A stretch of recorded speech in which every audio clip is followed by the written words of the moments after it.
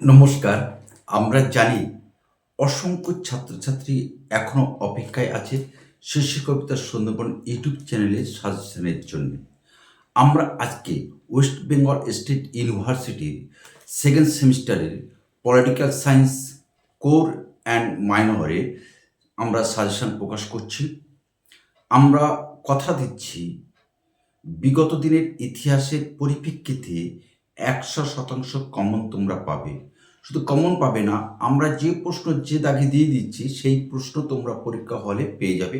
এইটুকু আশা, ভরসা এবং আস্থা আমাদের উপরে নয়, শিশির কবিতা সুন্দরবন ইউটিউব চ্যানেলের পরিবারের উপরে তোমরা রাখতে পারো। অর্থাৎ অলরেডি যে পরিবারের এখন সদস্য সংখ্যা ২২টি কলেজ এবং ওপার বাংলাদেশের অসংখ্য ছাত্রছাত্রী, শিক্ষানুরাগী ব্যক্তি আমাদের এই শিশির কবিতা সুন্দরবন ইউটিউব চ্যানেলটিকে আমাদের প্রত্যক্ষ করছে। এই মুহূর্তে আমাদের এই চ্যানেলটি দেখছে ১৬,০০০+ ছাত্রছাত্রী। এটা শিশির কবিতা সুন্দরবন ইউটিউব চ্যানেল পরিবারের একটা অন্যতম গর্বের দিন। তো আসো আমরা প্রকাশ করি যে ২০২৬ সালে second semester West Bengal state university কী প্রশ্ন পলিটিক্যাল সায়েন্সে আসবে। এখান থেকে তোমাদের দুটো গ্রুপ থাকবে। একক ১, এখান থেকে তোমাদের দুটো প্রশ্ন লিখতে হবে। একক ২ এ তোমার দুটো প্রশ্ন লিখতে হবে, যা প্রত্যেকটি প্রশ্নের মান ১০, অর্থাৎ ৪০।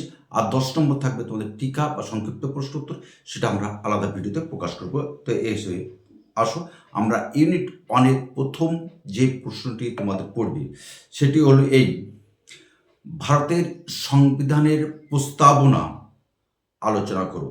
ভারতের সংবিধানের প্রস্তাবনার তাৎপর্য আলোচনা করো। Most important question, 3 stars question. ভারতের সংবিধানের প্রস্তাবনার তাৎপর্য আলোচনা করো। নেক্সট, ভারতীয় সংবিধানে বর্ণিত স্বাধীনতার অধিকারটি আলোচনা করো। ভারতের সংবিধানে বর্ণিত স্বাধীনতার অধিকারটি আলোচনা করো। ৩, মৌলিক অধিকার এবং নির্দেশমূলক নীতির মধ্যে পার্থক্য নিরূপণ করো। এই ৩টি প্রশ্ন বলে দিলাম। এই ৩টি প্রশ্ন থেকে দুটো প্রশ্ন আসছেই। তবু তোমাদের ফাইনাল পরীক্ষা, সেই ফাইনাল পরীক্ষার দিকে তাকিয়ে আমরা আরও কয়েকটি প্রশ্ন দিচ্ছি, সেগুলো তোমরা অবশ্যই করবে। কারণ এই প্রশ্নগুলো আমরা ইউনিট 1 তোমাদের দুটি প্রশ্ন লিখতে হবে, 4টি প্রশ্ন তোমাদেরকে দেবে। আর আমরা দিচ্ছি তোমাকে 5টা প্রশ্ন, 5টা প্রশ্নের মধ্যে 4টি প্রশ্ন তোমরা কমন পাবে। তো আসো আমরা 4 নম্বর প্রশ্ন আলোচনা করি। আর 4 নম্বর প্রশ্ন আলোচনা করার আগে যে কথাটা তোমাদেরকে বলি যে এই মুহূর্তে যদি তুমি আমাদের এই চ্যানেলটা দেখো, তাহলে অবশ্যই আমার চ্যানেলটিকে সাবস্ক্রাইব করে এবং বন্ধুদের মধ্যে শেয়ার করে দিয়ে আমাদের পাশে থাকবে, এইটুকু আশা প্রত্যাশা তোমাদের কাছে আমরা রাখছি শেষের কবিতা সুন্দরবন ইউটিউব চ্যানেলের পরিবারের পক্ষ থেকে। 4 নম্বর প্রশ্ন: ভারতের কেন্দ্র এবং রাজ্যের মধ্যে আইন প্রণয়ন সংক্রান্ত সম্পর্ক আলোচনা করো। ভারতের কেন্দ্র এবং রাজ্যের আইন প্রণয়ন সংক্রান্ত সম্পর্ক আলোচনা করো। এটা 4 নম্বর 3 স্টার্স কোশ্চেন। 5 নম্বর অর্থাৎ সর্বশেষ প্রশ্নটা আমরা দিয়ে দিচ্ছি। কি সর্বশেষ প্রশ্ন? সর্বশেষ প্রশ্ন আলোচনা করার আগে টুক করে বেল আইকনটি তুমি একটু প্রেস করে রাখো, কারণ এই রকম ভিডিও তোমার কাছে আমরা প্রথমে পৌঁছতে চাই। 5 নম্বর প্রশ্ন: ভারতের কেন্দ্র ও রাজ্যের মধ্যে শাসন প্রণয়ন সংক্রান্ত সম্পর্ক আলোচনা করো। অর্থাৎ এখানে আইন এবং শাসন প্রণয়ন সংক্রান্ত সম্পর্ক দুটোর মধ্যে একটি প্রশ্ন অবশ্যই তোমার থাকছে।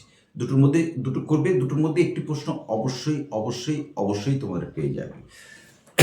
তো এই ছিল আমাদের ইউনিট 1 এর সাজেশন। এবার আমরা ইউনিট 2 এই সাজেশনটা আমরা প্রকাশ করব। ইউনিট 2 এর সাজেশন প্রকাশ করার আগে যে কথাটা আমরা আবার তোমার কাছে একটু মনে করিয়ে দিই, শিশির কবিতা সুন্দরবন ইউটিউব চ্যানেল এই মুহূর্তে দেখছে ১৬,০০০+ ছাত্রছাত্রী এবং সেই সাথে বলি 22টি কলেজের, ওয়েস্ট বেঙ্গল স্টেট ইউনিভার্সিটির 22টি কলেজ কিন্তু আমাদের এই শিশির কবিতা সুন্দরবন ইউটিউব চ্যানেলের সঙ্গে যুক্ত। এছাড়া কলকাতা ইউনিভার্সিটি, বিদ্যাসাগর ইউনিভার্সিটি এবং আসামের গুরুচরণ ইউনিভার্সিটি বেশ কয়েকজন ছাত্রছাত্রী কিন্তু আমাদের এই চ্যানেল থেকে তারা পাঠ নিয়ে তারা কিন্তু পরীক্ষায় বসে। আর সেই সাথে আমরা জানি রাখি যে শিশুকথা সুন্দরবন ইউটিউব চ্যানেলের যে আরেকটি আমাদের আছে শেষের কবিতা পাঠ কেন্দ্র।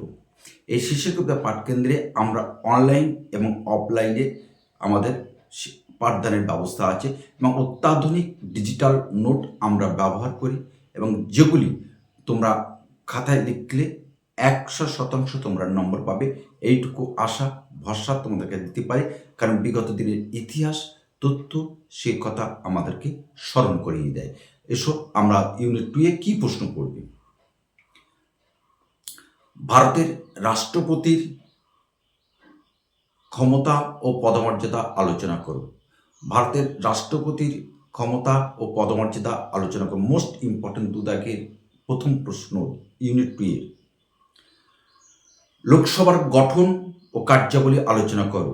রাষ্ট্রপতি এবং লোকসভা দুটোর মধ্যে একটি প্রশ্ন অবশ্যই থাকছে। অঙ্গরাজ্যের রাজ্যপালের ক্ষমতা ও ভূমিকা ব্যাখ্যা করো। অঙ্গরাজ্যের রাজ্যপালের ক্ষমতা ও ভূমিকা ব্যাখ্যা করো, অর্থাৎ ক্ষমতা কার্যাবলী তোমাদের এখানে লিখতে হবে। তাহলে এখানে আমরা বলে দিলাম রাষ্ট্রপতি এবং রাজ্যপাল অবশ্যই কিন্তু তোমাদের থাকছে। সেই সাথে এই বছরের অন্যতম একটি সেরা 3 স্টার কোশ্চেন আমরা বলে দেবো, সে প্রশ্নটা অবশ্যই থাকবে এবং অবশ্যই থাকবে। এর বিকল্প কোনো হতে পারে না, কারণ আমরা যে প্রশ্নগুলো তুলে দিচ্ছি সেই প্রশ্নগুলো তোমরা পরীক্ষা হলে গিয়ে তোমরা পাবে। কি প্রশ্ন সেটা শুনতে চাও? শোনার আগে আমাদের চ্যানেলটি একটু সাবস্ক্রাইব করে দাও এবং তোমার বন্ধুদের মধ্যে একটু শেয়ার করে দাও। দিলে এই রকম ভিডিও আমরা তৈরি করতে আমার অনেক উৎসাহ পাই।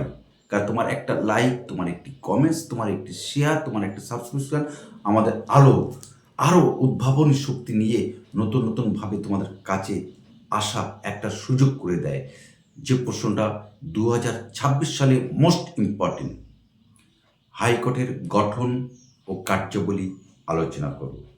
হাইকোর্টের গঠন এবং কার্যাবলী আলোচনা করো।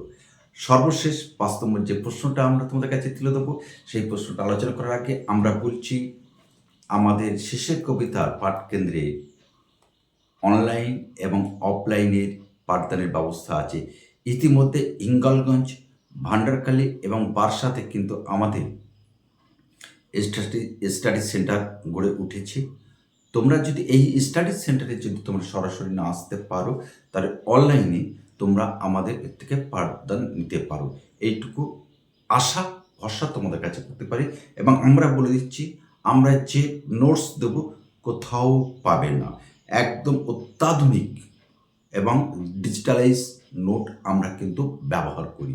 আমাদের নিজস্ব ওয়েবসাইট আছে, সেই ওয়েবসাইট থেকে তোমাকে আমরা নোট শেয়ার করে দেবো। 5 নম্বর প্রশ্ন কী আসে 2026 সালে সেটা আমরা দেখে নিই। মুখ্যমন্ত্রীর ক্ষমতা ও কার্যাবলী আলোচনা করো। মুখ্যমন্ত্রীর ক্ষমতা ও কার্যাবলী আলোচনা করো। এটাই ছিল তোমাদের 2026 সালে political science second semester core and minor যারা স্টুডেন্ট ছাত্রছাত্রী তাদের জন্যই আজকের এই সাজেশানটি আদর্শ আইডিয়াল সাজেশান 2026।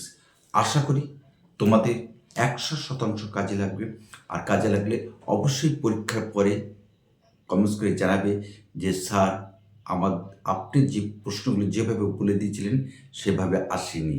আমরা অতি তৃপ্ততার সাথে তোমার মতামত আমরা গ্রহণ করব। তবে যদি সাজেশন অনুযায়ী আমাদের প্রত্যেকটা প্রশ্ন আসে সেটাও কিন্তু তুমি কমেন্টস করে জানাবে। তো আজকে আমরা এখানে রাখছি।